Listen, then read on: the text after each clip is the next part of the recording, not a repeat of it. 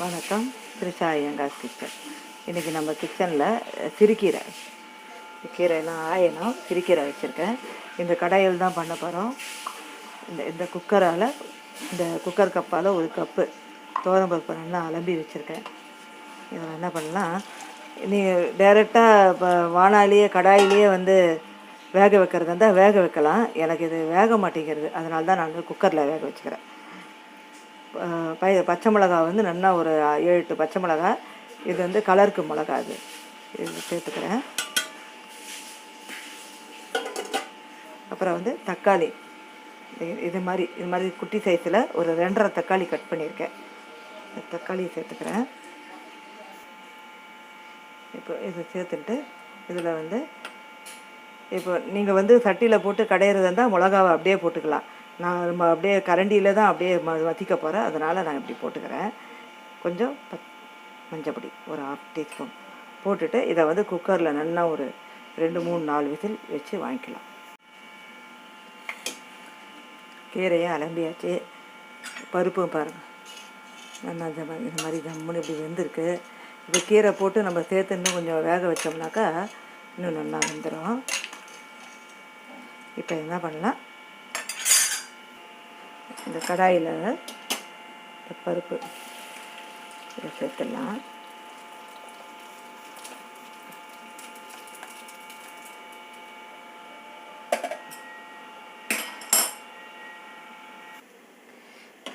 இப்போ இது நல்லா இப்படி கொதிக்கிறது. இதே நல்லா இப்படி இந்த பருப்பு இந்த மிளகா எல்லாம் இப்படி அழுத்தி விட்டுடலாம். நல்லா அந்த காரமெல்லாம் இறங்கிக்கும்.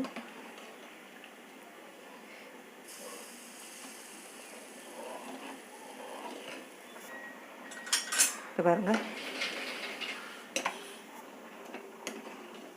இப்படி கொஞ்சம் இப்படியே நல்லா அந்த கரண்டியால் ஸ்மேஷரால் இப்படி நல்லா அழுத்தி விட்டேன்.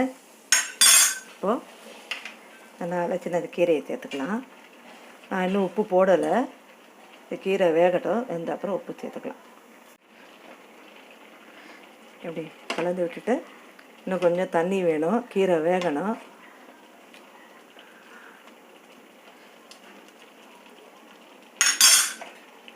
இன்னும் கொஞ்சம் தண்ணி சேர்த்துக்கலாம்.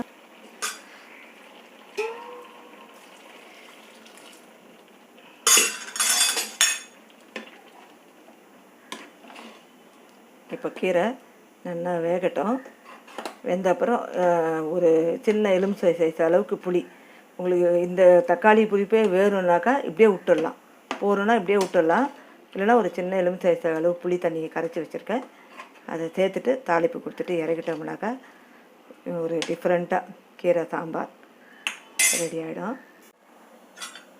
கீரை பாருங்கள் நல்லா ஜம்முன்னு பருப்பு எல்லாம் வெந்துடுத்து. இப்போ இதுக்கு மேலே எங்களுக்கு கொஞ்சம் புளிப்பு வேணும், அதனால் நான் புளிப்பு சேர்க்குறேன். ஒரு சின்ன லெமன் சைஸ் அளவுக்கு புளி தண்ணி சேர்த்துட்டு இன்னும் 2 நிமிஷம் கொதிக்க விட்டுடலாம். நம்ம இன்னும் உப்பு போடலை, உப்பு போட்டுக்கலாம். இந்த கீரைக்கு சாம்பாருக்கு தேவையான உப்பு.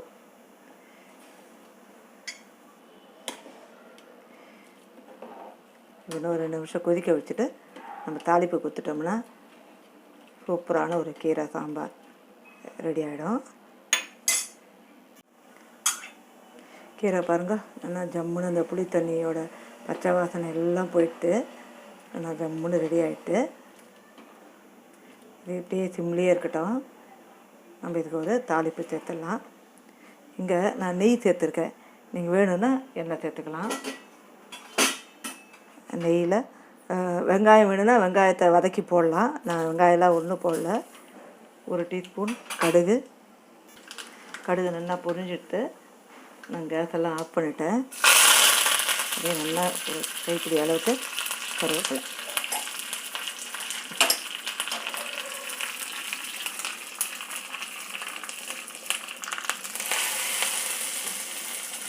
அவ்வளோதான், கீரை சாம்பார் ரெடி. வணக்கம், திரிஷா ஐயங்கார் கிச்சன். இன்றைக்கி நம்ம கிச்சனில் ஒரு தொக்கு ஒரு ரசம் பார்க்க போகிறோம். தொக்குக்கு வந்து ஒரு முருங்கைக்காய், 2 3 4 கத்திரிக்காய், ஒரே ஒரு உருளைக்கிழங்கு போட்டிருக்கேன், 2 வெங்காயம், ஒரு 2 தக்காளி, ஒரு 3 வெங்காயம் வச்சுருக்கேன். ஒரு நல்லா ஒரு 2-2.5 ஸ்பூன் எண்ணெய் விட்டுருக்கேன். இந்த எண்ணெயில் அதுக்கப்புறம் நேற்று ஒரு திரிக்கரை போட்டு ஒரு சாம்பார், அவ்வளோ அது ஒன்று தான் பண்ணேன், வேறு ஒன்றும் பண்ணலை. அதனால தான் நான் போஸ்ட் பண்ணல. அதுவும் இது கூடவே சேர்த்து போஸ்ட் பண்ணுறேன் பாருங்கள். கடுகு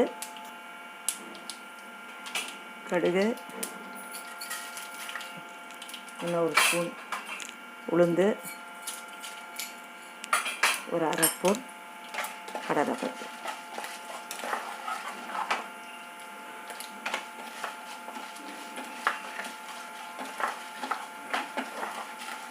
கொஞ்சம் இன்றைக்கி போஸ்ட் பண்ண வீடியோ லென்த்தாக இருந்ததுன்னா கொஞ்சம் அட்ஜஸ்ட் பண்ணிக்கோங்க. நேற்று கீரை மட்டும்தான் பண்ண, கீரை, அப்புறம் சிப்ஸு, அப்புறம் கொத்தவரங்காய் கறி வச்சு சாப்பிட்டோம் நேற்று. சரி, அது மட்டும் எப்படி போஸ்ட் பண்ணுறது, நான் போஸ்ட் பண்ணலை.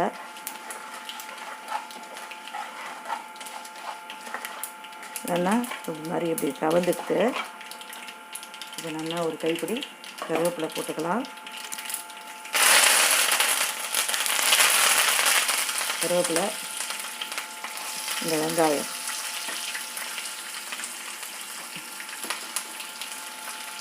கொஞ்சோண்டு பெருங்காயப்பொடி,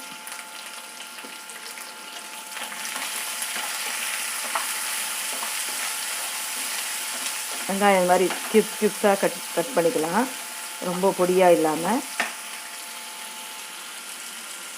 இந்த வெங்காயம் வதங்கிறது கூடவே கொஞ்சமாக இப்போதைக்கு உப்பு சேர்த்துக்கலாம்.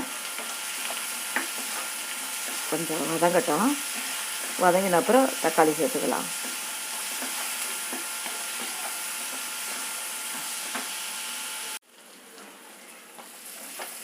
இப்படி நல்லா சாஃப்டாக வதங்கிட்டு இப்போ தக்காளி சேர்த்துக்கலாம். சாம்பார் பொடி போட போகிறேன். சாம்பார் பொடி போட்டு இந்த தொக்கு இதிலே காய் பற்றி சாப்பிட்டா நல்லாயிருக்கும், ரசத்துக்கு நல்லாயிருக்கும், தயிர் சாதத்துக்கு சூப்பராக இருக்கும்.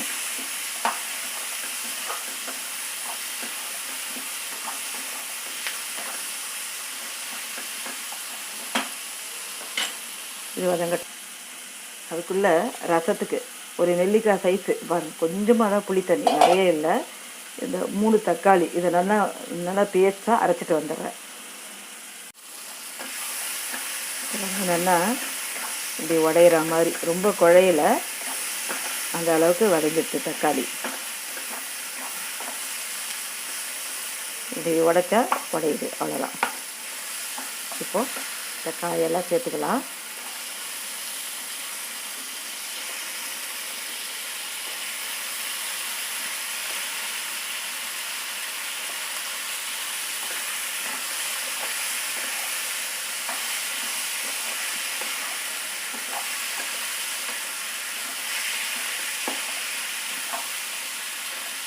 மஞ்சள் பொடி சேர்த்துக்கலாம்.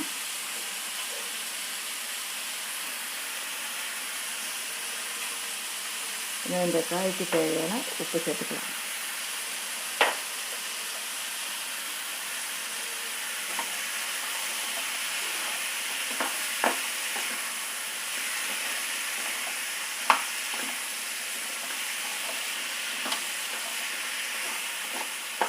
ஒரு 2 நிமிஷம் இப்படி வதக்கி விட்டுடுவோம்.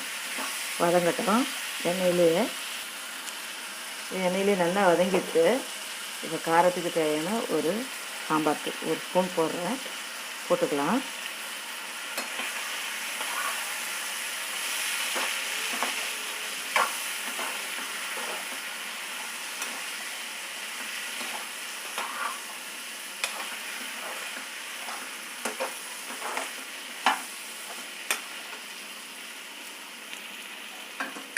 இப்போ தண்ணி சேர்த்துக்கலாம்.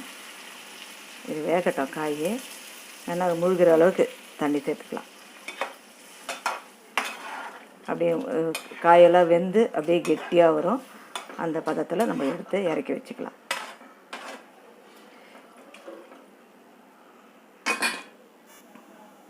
இங்கே 1 ஸ்பூன் எண்ணெய் விட்டுருக்கேன். ரசத்துக்கு நம்ம அரைச்சிக்கலாம். இந்த கலருக்கு மிளகா இது காரம் இருக்காது. ஒரு 3 மிளகா போடுறேன், காரத்துக்கு ஒரு 2 மிளகா. நல்லா ஒரு ஸ்பூன் தனியா,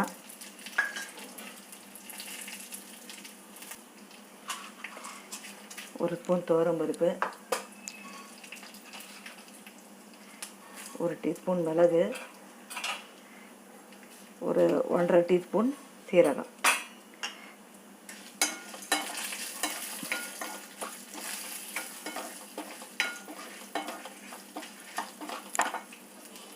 இதில் கொஞ்சம் பச்சை கருவேப்பிலை,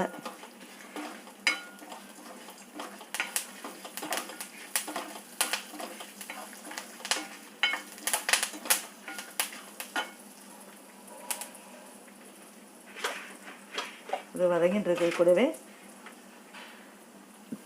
நல்லா ஒரு ஸ்பூன் தேங்காய்.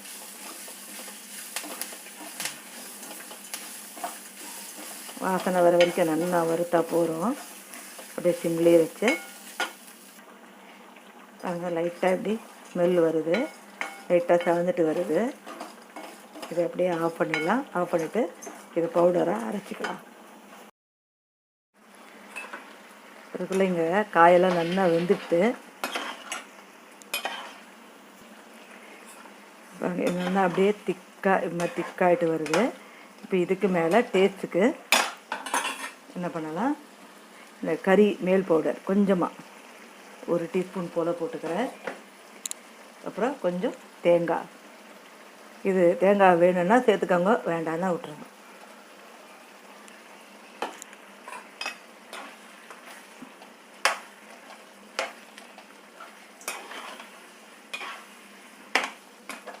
அப்படியே இப்படி தொக்கு மாதிரி வந்துட்டு இதை அப்படியே இறக்கி வச்சிட்டோம்னா சாதத்தோட சூப்பராக இருக்கும்.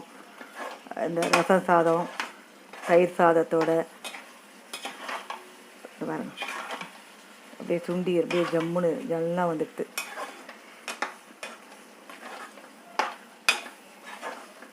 காயெல்லாம் நல்லா வெந்திருக்கும்.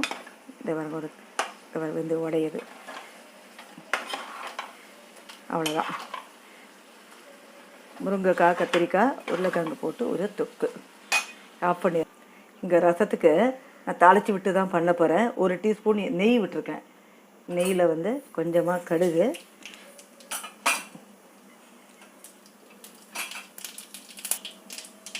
கொஞ்சம் சீரகம்,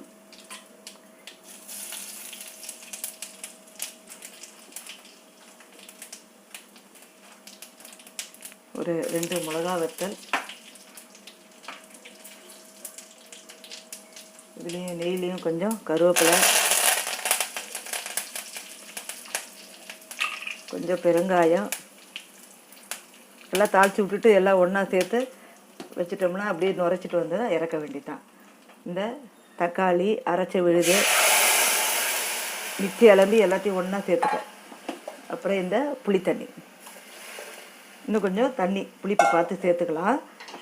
அப்புறம் இந்த பொடி, இது பொடி வந்து எவ்வளோ வேணுமோ அவ்வளோ சேர்த்துக்கலாம். நான் 1 டேபிள் ஸ்பூன் அளவு போடுறேன்.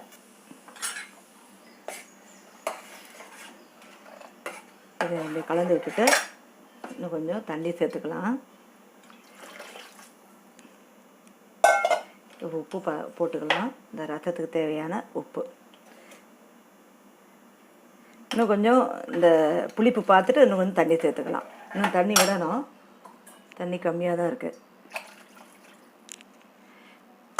அப்படியே நுரைச்சிட்டு வந்ததுன்னா சூப்பராக ஒரு அரைச்சி விட்ட ரசம்.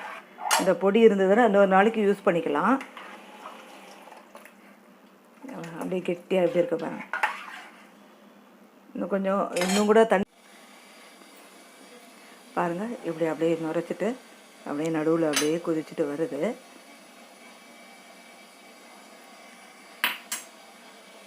அதுக்குள்ளே இங்கே இந்த பாருங்க, இந்த பொடி நாளைக்கோ இல்லை நாளன்னைக்கோ இன்னொரு தடவை ரசம் பண்ணால் இதை போட்டோம்னா காலி ஆகிடும். இதில் என்ன பண்ணலாம், கொஞ்சம் கொத்தமல்லி போட்டுக்கணும். கொத்தமல்லி என்கிட்ட இல்லை, கொத்தமல்லி இருந்ததுன்னா கொத்தமல்லி போட்டுக்கணும்.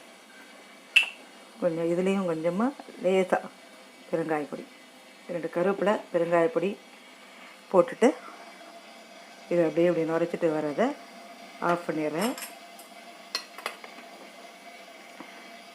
எடுத்து அப்படியே இதில் சேர்த்துடலாம்.